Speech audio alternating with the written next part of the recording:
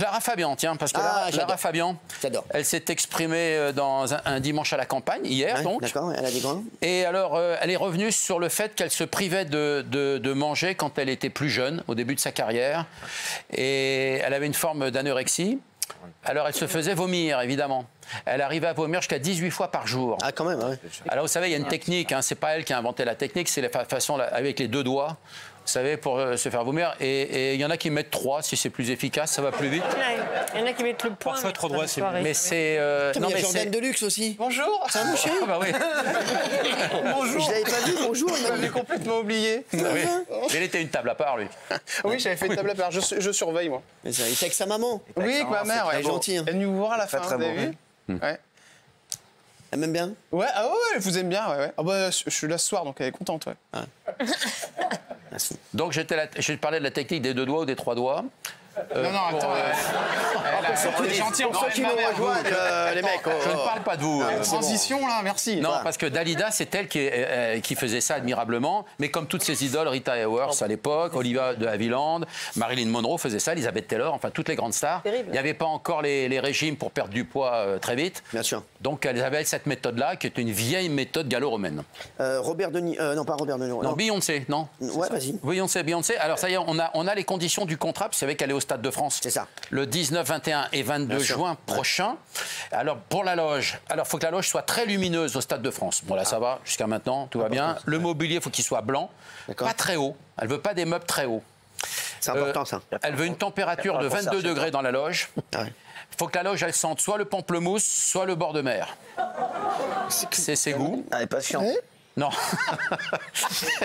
Et puis, il faut qu'elle ait à disposition des olives, des noisettes, des pruneaux, des kiwis et de l'ananas frais. C'est dans le contrat, tout ça. Hein. Est-ce qu'elle va faire une salade de fruits ou quoi? Je sais pas ce que ça va faire. Elle va couper des fruits dans la loge? Même la disposition de la loge, les meubles, etc. Même si on rajoute un canapé lit, etc. Il faut que ce soit dans une orientation très particulière. Très bien. Merci. D'autres choses? Non, parce qu'on va revenir vers vous. Il y a Jordan Deluxe qui est là. Raquel Garrido répond après les révélations sur son salaire. On va revenir sur la séquence dans TPMP. C'était dans le TPMP de la vérité. On regarde cette séquence et après vous allez tout nous dire puisque vous êtes Monsieur Argent, hein, bien entendu. Ça va? Bonjour. On va me dire bonjour toute la soirée, ce con. Hein, allez, regardez. Alors ma question c'est quel a été le chroniqueur le mieux payé de l'histoire de TPMP? Pas mal. Voilà. Alors, est-ce que c'est l'histoire de TPMP ou c'est l'histoire de l'histoire de toutes mes émissions? Parce qu'il y a eu des déclinaisons, il y a eu BTP, etc. Non, vraiment que TPMP. Ah, que TPMP. Que TPMP, je crois, et malheureusement, je le regrette. Je crois que c'est Benjamin Castaldi. Ah oui. Mais sinon, de tous les chroniqueurs de l'histoire... Ah oui, allô? Ah, merde. C'est Raquel Garrido. Hein? Mais non. Ah bon? Tout le BTP. LFI? Oui, alors, ce qu'elle veut. Oui, alors, oui. Non, T'as eu tes amis? Raquel Garrido? Pas mes amis. Mais c'était une amie, ça me faisait plaisir, et voilà. C'est pas la France insolvable, hein? Combien? Alors, je vais vous dire combien c'était. Je vous jure que c'est vrai. Je crois que c'était, si je ne me trompe pas, je crois que c'était en facture. Je crois savoir que c'était quoi? C'était Lionel Stan. Combien? 2000 € par émission. Mais non! 2000 € par émission. Ça vaut le coup d'avoir des convictions. Alors, on va revenir là-dessus, parce que vous allez tout nous raconter. Raquel Garrido, elle a beaucoup tweeté ce week-end. Okay. Alors, elle n'était pas contente, en effet, hein, parce que vous avez dévoilé son salaire. Et en plus, c'est pas vraiment son vrai salaire. Vous êtes trompé à la baisse, Cyril. Non, mais vous allez en parler dans un instant. Reprenez tout. On va pas... Déjà, on va voir ce qu'elle a dit. Oui, bien sûr, mais j'allais y aller. Oui. Bah, vous énervez pas. Elle a donc posté un tweet où elle expliquait qu'en fait, bon, elle a détaillé en fait ces trois années, 2019 28 257 €, 2020 26 608 € et 2021 28 669 € avec 10 767 € d'indemnité conseillère régionale. Alors, BNC, ce sont les bénéfices non commerciaux. Moi, alors, elle me demande à mon tour de faire toute la transparence sur mes revenus. Mais Raquel, moi j'ai toujours dit que je gagnais très bien ma vie et puis je n'ai pas de revenus.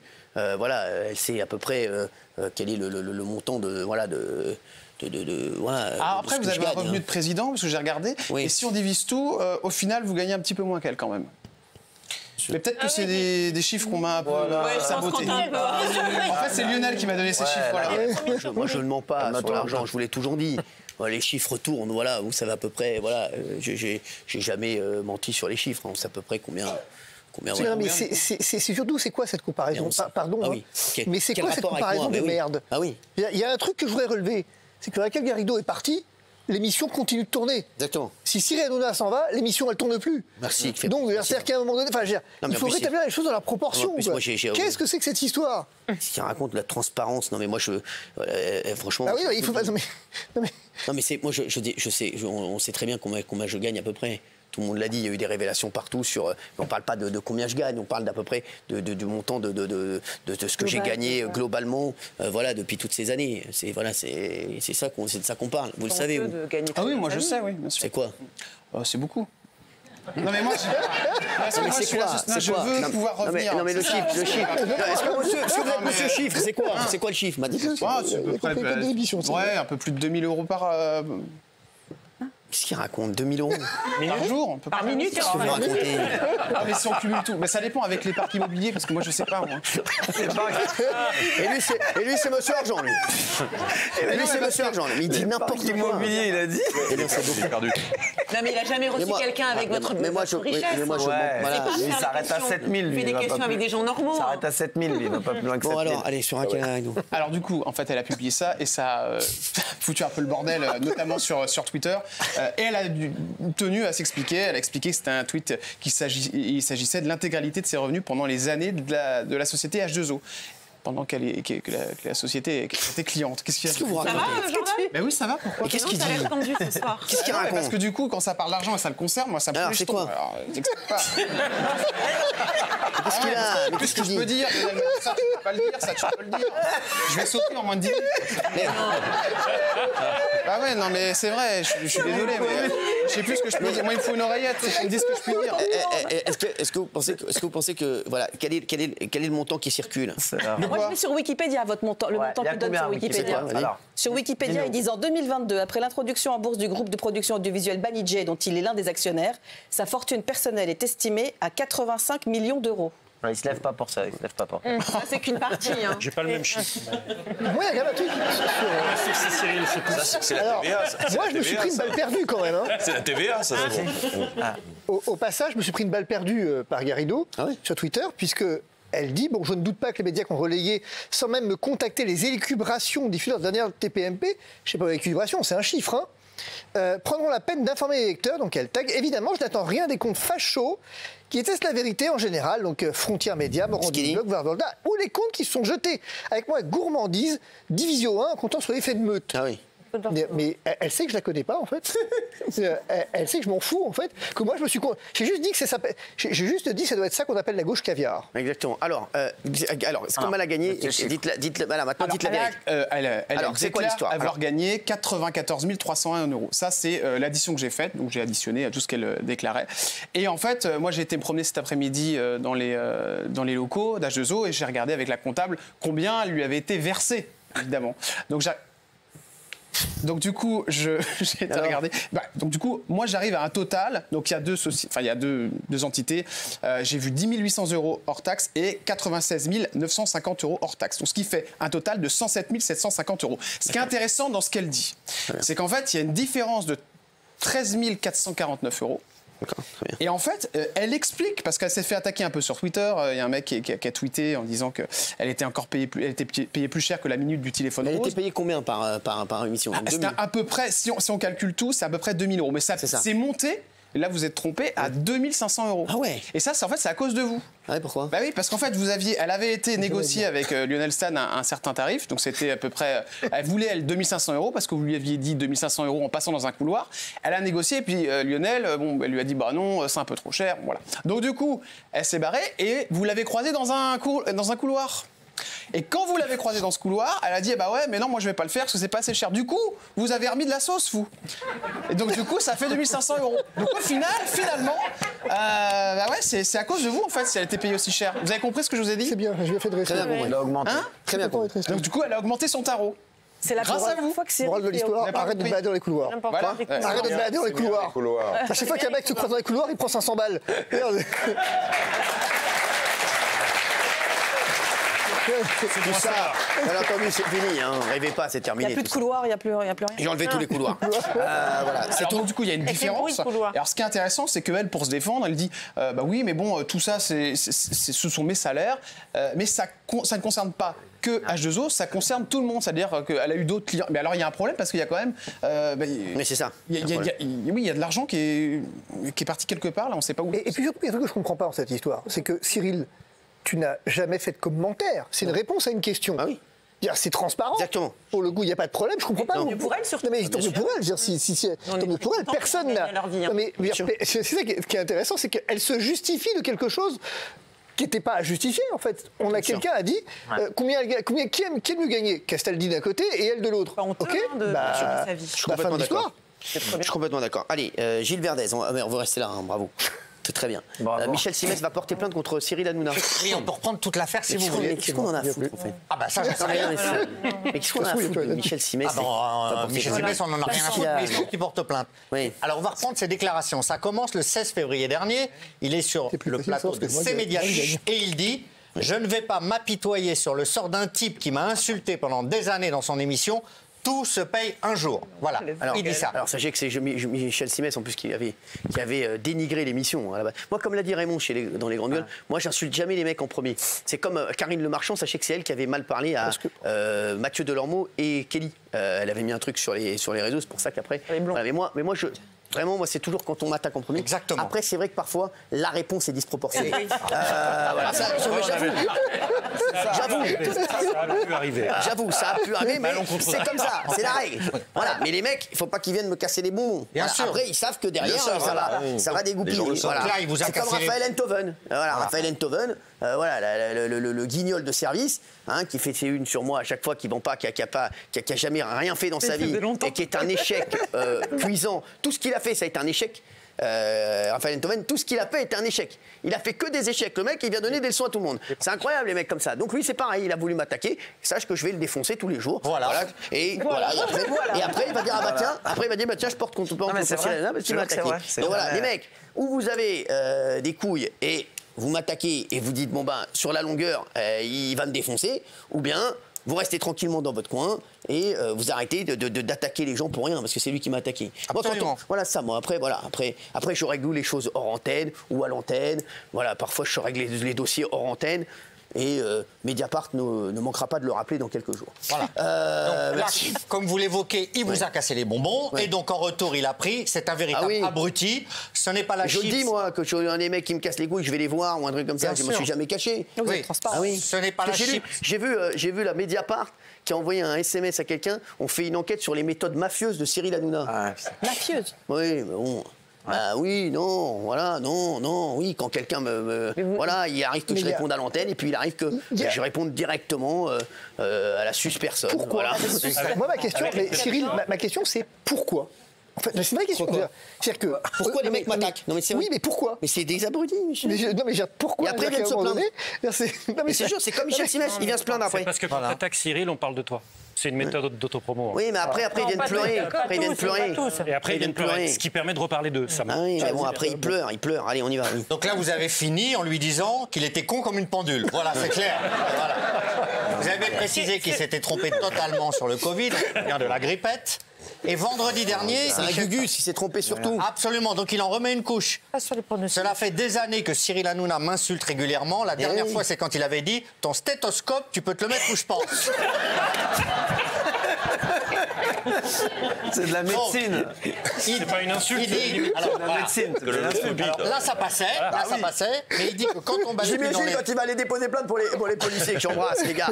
Alors, donc, oui, il voulait me mettre un stéthoscope dans le huc. Mais c'est ouf. Donc, il dit, voilà, là, on bascule dans les insultes, on est obligé de réagir, ça a été le cas, je ne peux pas me laisser insulter, me faire traiter d'abruti, de personne limitée. Je dépose 2 plaintes. Une pour les propos tenus sur Europe 1, l'autre tenue pour ceux sur C8. Et il veut saisir également l'Arcom. Voilà. Il dit que vous ne lui faites pas peur. Il dit que je lui fais pas peur. Je l'ai appelé la dernière fois au téléphone. Il a raccroché au bout d'une seconde. Franchement, je l'ai vu, il tremblait. On a rien. Et alors, moi, j'ai une question. Qu'est-ce que va faire l'ARCOM? Jamais la violence. Jamais la violence. Voilà. Vous me connaissez. Donc il dit je ne veux pas aller sur le terrain de la vulgarité où il est un champion, mais j'en ai absolument pas peur, etc., etc.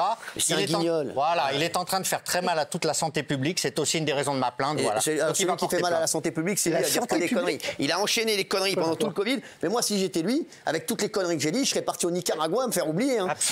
Normalement, là, j'aurais été avec la mouche, avec Mohamed Merah, à me refaire la gueule en Roumanie. Non, mais Johnny, en roue. Si j'étais lui, normalement, je suis en roue en Roumanie. Je sais pas s'il a perçu. Le mec, il a dit conneries sur conneries, il ouvre encore sa gueule. Mais c'est quoi le rapport? Non, mais lui, il a un aplomb, c'est exceptionnel. Il a dit toutes les conneries pendant des années, mais il continue. C'est inaperçu avec un stéthoscope dans le cul, c'est ouais, c'est vrai. Eux, c'est pas la peine. Non, mais c'est incroyable. Bon, non, mais je vous dis, c'est exactement de ce que ne veulent plus les Français. Mais pourquoi la santé publique? Je sais pas ce qu'il raconte. Mais le mec, c'est vrai que c'est un gugus. Il dit que des conneries. Bon, voilà. En tout cas, c'est lui qui a commencé. C'est vrai que c'est parce qu'il a mal parlé de vous. C'est pour ça que je l'ai atomisé. Et voilà. Mais en revanche, je vais me faire l'avocat du diable. Ça n'est pas un mauvais médecin. Bah oui, c'est ça, ouais. Il a sauvé vous avez vu votre état, je sais pas s'il vous soigne, mais bon, à mon avis, vu votre état, à mon avis, un bon médecin. Merci. 3 coups de sexe sur la joue. Ça s'appelle. Ça s'appelle une bifle. Une bifle, ch'to. Ça s'appelle une bifle. C'est qui une bifle? Diminutif de bite et de gifle. Donc c'est un ensemble. Merci Michel. C'est bon. Attends 2 minutes. Attends. Michel Marie, pull en cachemire, il arrive. Non mais franchement, c'est vrai, il arrive, il nous parle. Alors c'est le diminutif de bite et de gifle. Dans un instant, on parlera de la teub. Il va vraiment falloir reposer quelques règles dans sa émission. Non mais c'est vrai. Ah ouais, parce qu'il y a des. Ouais, une bifle, ça existe. Vous connaissiez ça avant ou pas? J'ai vérifié. Non, je ne savais pas. J'ai vérifié sur Wikipédia. Et effectivement, c'est issu de bite et de gifle. L'histoire, 2 individus qui avaient un contentieux. Ça se passe du côté d'Amiens, je crois. Il y a David et Sébastien. David est en train de boire une petite bière sur un banc. Arrive Sébastien qui lui en veut. Ils ont un gros contentieux dont on ignore la teneur. Et là, il va défaire son pantalon et frapper avec son sexe à 3 reprises. Mais ils sont que David. Deux. Ils sont que 2. Non, il a qu'un sexe. Oui, il a qu'un sexe. Et c'est à plusieurs. Pour ces faits, me complique pas la vie. Lui, vous savez pourquoi il est petit comme ça? Vous savez ce qu'il a fait? Non. Un jour, il a mis ses glaouis sur sa tête, ça a stoppé sa croissance. Et donc, pour ces faits, il a été poursuivi par la justice et il vient d'être condamné à 14 mois de prison pour les 3 coups de sexe qu'il a infligés à son copain. Très bien. C'était une bonne information. C'est vrai que c'est quand même... Il faut faire attention avec ça. Merci. Gilles Verdez, oui. Le sondage choc. Le sondage choc sur la présidentielle. Ah oui. Alors Cyril, il y a un chiffre qui a été beaucoup cité et un autre qui a été moins cité et qui, à mon avis, est le plus intéressant. Vous allez voir. Donc c'est une enquête IFOP fiduciale. C'est un sondage tout à fait sérieux. Pour le Figaro, je crois. Hein. Pour le Figaro et Exactement. Sud Radio. Pour le Figaro et Sud Radio. Méthode des quotas auprès de 1000 personnes. Donc sondage irréprochable. Qui pose une question. Pour chacune des personnalités suivantes, donc ils avaient cité 32 personnalités, souhaitez-vous qu'elles se portent candidat à la prochaine élection présidentielle? Alors, Jordan Bardella se détache, 43% d'avis favorables, puis Marine Le Pen, 42%, et Bruno Retailleau, 33%. Et ensuite, c'est là où c'est saisissant, Jean-Luc Mélenchon, 16%, Bayrou, 15%, Dati, 14%, vous avez Sarah Knafo à 13%, David Lisnard, le maire de Cannes, à 12%, et à 11%, vous avez Cyril Hanouna, qui bat Valérie Pécresse et Gérard Larcher. C'est un chiffre qui est énorme, sachant que vous étiez... Alors, si on met Éric Zemmour dans les personnalités un peu à part, vous étiez la seule personnalité hors du cercle politique. Donc c'est un chiffre énorme. Et le deuxième chiffre, c'est que 5% de ces gens-là sont sûrs de voter pour vous. Si vous vous présentez, 5%. C'est un taux énorme, alors que vous n'êtes ni candidat, ni l'élection est proche, ni en lice, ni postulant. C'est un chiffre énorme sur le souhait et sur la certitude des 5% de voter pour vous. Voilà. Il y a un tableau là-dessus aussi. Le tableau est très parlant. Alors, il y a un tableau. Oui, ce chiffre... Il est dans le métro? Non, ce chiffre est énorme, les 11%. Voilà, vous battez Pécresse, vous battez Larcher, sans même du déclaratif sur je vais y aller, etc. Donc voilà, c'est un chiffre énorme. Et RTL a posé la question, Thomas Soto, à Jordan Bardella. Eh bien, regardez, on l'a ce qu'il a dit Jordan Bardella ou pas? On a ce qu'a dit Jordan Bardella? On l'a, bien entendu. La provocation, je ne confonds pas le régime algérien avec le peuple algérien et je plains beaucoup le peuple algérien d'être l'otage d'un tel régime. J'ai une dernière question. Vous avez fait partie des derniers invités de Cyril Hanouna la semaine dernière sur C8 et vous l'avez interrogé sur ses ambitions politiques. C'est quoi ces histoires de candidature présidentielle? Lui avez-vous demandé ce matin, il y a un sondage dans le Figaro qui dit que 11% des Français souhaitent qu'il soit candidat. C'est comme Valérie Pécresse. Et c'est mieux que Gérard Larcher. Est-ce qu'il aurait sa place en politique? Vous lui poserez la question, puisque maintenant Cyril Hanouna, c'est votre groupe. C'est loin 2027. Vous lui poserez la question. Est-ce que vous le redoutez? Non, pas du tout. J'ai beaucoup de respect pour Cyril Hanouna et pour... D'ailleurs, je me suis moi-même exprimé sur le recul de la liberté d'expression parce que je trouve ça profondément injuste et inquiétant qu'on ferme une chaîne de télévision qui est aujourd'hui la première chaîne de la TNT. Mais vous connaissez nos ambitions, en tout cas pour l'élection présidentielle. Vous le connaissez bien et vous avez fait des confidences ou pas sur ces... Non, pas du tout, mais c'est votre nouveau collègue, donc vous lui poserez la question. La liberté d'expression est totale ici, comme vous le voyez. Merci Jordan Bardella d'être venu sur RTL ce matin. Merci Jordan Bardella, en tout cas merci Jordan. C'est sympathique et c'est très drôle quand tu dis c'est votre nouveau collègue, vous lui poserez la question. C'est marrant. Et c'est marrant, franchement c'est marrant, bravo. Oui, alors c'est tout Gilles, mon chéri. Oui, non mais le chiffre est franchement saisissant. Et les 5%, la certitude de 5%, c'est un chiffre qui est incroyable, quoi. C'est-à-dire que la seule personnalité hors du Cénacle politique, 5% des intentions de vote, c'est énorme. Ta campagne est remboursée, 5%. Voilà, Oui, 5% la c'est remboursé. Oui. Est-ce que ces sondages, au fil des mois et tout ça, ça peut faire évoluer votre pensée, votre réflexion? Bien sûr. Il va falloir préparer un programme surtout là. J'ai le programme et vous n'êtes pas dedans. Merci. Vous vous attendiez à un chiffre comme ça, le programme, il n'y a pas de programme. Non, un chiffre comme ça. Vous vous attendiez à un chiffre. Vous avez vous-même été surpris? Oui. Ouais. Allez, on va parler de Christophe de Chavannes. Christophe de Chavannes, dans quelle époque? Il a fait ses adieux lors de cette dernière. Il a tenu à rappeler qu'il était toujours présumé innocent. Regardez. Qui quittait l'émission? Oui. On va peut-être juste rappeler sa condamnation, si vous voulez. Il a été condamné à 1 200 € d'amende, suspension de permis, confiscation de son véhicule, une Porsche et interdiction de repasser le permis pendant 6 mois. Il a fait appel, il est présumé innocent, mais c'était quand même conduite en ayant fait usage de substances ou plantes classées comme stupéfiants en récidive, un contrôle d'août 2024, puisqu'il avait déjà été condamné en 2021. Voilà. C'est pour ça qu'il a été obligé de quitter l'émission et il l'a annoncé, donc... Alors, en direct. Pas en direct, mais dans cette émission. À mon avis, on lui a demandé de. Oui, il n'a pas eu le choix. Bah oui, il n'a pas eu le choix. C'était intenable. C'est intenable parce que c'est quelqu'un qui prend des positions absolument draconiennes, qui parfois met entre guillemets en accusation médiatique des gens. Et là, c'est pas tenable. Et à un moment, quand il dit la drogue, c'est de la merde, bah oui, sans doute, mais il a été condamné 2 fois, donc c'est compliqué. C'était compliqué. C'est France Télé qui lui ont dit de qu'est-ce qu'il y a, GG? Oui, c'est la rumeur. Oui. GG. Non, c'est pas la rumeur, c'est vrai. Oui, GG. Non, en fait, dites-moi, GG. J'y vais là. Moi, je me dis qu'en fait, à la télé aujourd'hui, il y a des gens aussi qui sont à la télé et qui ont fait des choses, qui ont été condamnés, qui ont fait appel, qui ont perdu en appel, qui ont pris des trucs encore plus lourds en appel, qui vont se pouvoir en cassation, parce que c'est le droit français et que c'est très bien. Et qui ont fait des choses... qu'il aurait dû rester?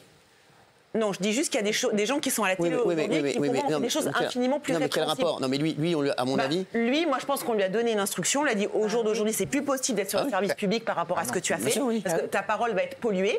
Et j'estime qu'aujourd'hui, il y a des gens qui sont dans les médias dont la parole est polluée. Ça n'a rien à voir. Ça n'a rien à voir, ça dépend. Non, mais ça dépend des groupes. Et si Christophe de Chavannes avait été dans un autre groupe, je pense qu'il serait resté à l'antenne. Mais France Télévisions, forcément, c'est plus compliqué. Regardez, s'il avait été peut-être dans le groupe TF1, M6 ou chez nous encore, je peux vous dire que ça n'aurait pas du tout été la même limonade. Non, mais on n'est pas en débat là, il est 21h17 les mecs. Donc vous débattrez chez vous, merci. Vous allez vous appeler et puis vous allez arrêter de me faire chier. Non, juste c'est France Télévisions qui lui a dit de faire ça. Absolument, il n'avait pas le choix. C'est non seulement sa parole qui était polluée, mais sa présence qui était gênante. Je pense que c'est un peu voilà. Commandé. C'est un peu sévère. C'est un peu sévère. Voilà. Après, moi, j'aurais mis une sanction, comme on a fait avec Jean-Mi. Voilà, c'est vrai. J'aurais mis une sanction. J'aurais dit pendant 1 mois, tu fais pas l'émission, terminé, tu es sanctionné. Mais voilà, pas plus. C'est ce que j'aurais fait. Merci à tous, en tout cas, d'avoir été avec nous. On vous fait de gros bisous. On est de retour demain. Merci à tous d'avoir été là. Et on vous aime fort.